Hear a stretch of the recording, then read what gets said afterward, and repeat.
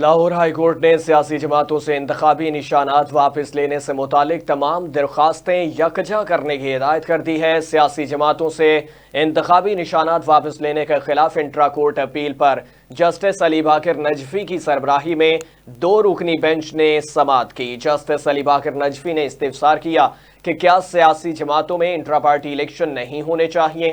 درخواست گزار کے وکیل نے کہا کہ انٹرا پارٹی الیکشن بالکل ہونے چاہیے، مگر الیکشن کمیشن انتخابی نشانات واپس نہیں لے سکتا۔ جسٹس علی باقر نجفی نے کہا کہ الیکشن ایکٹ تو تمام سیاسی جماعتوں نے خود بنایا ہے۔ وکیل نے کہا کہ انٹرا پارٹی الیکشن نہ کرانے پر الیکشن کمیشن جرمانہ کر سکتا ہے، جس پر فاضل جج نے کہا کہ ہمارے سامنے کوئی سیاسی جماعت نہیں آئی۔ بعد ازاں لاہور ہائی کورٹ نے سیاسی جماعتوں سے انتخابی نشانات واپس لینے سے متعلق تمام درخواستیں یکجا کرنے کی ہدایت کر دی۔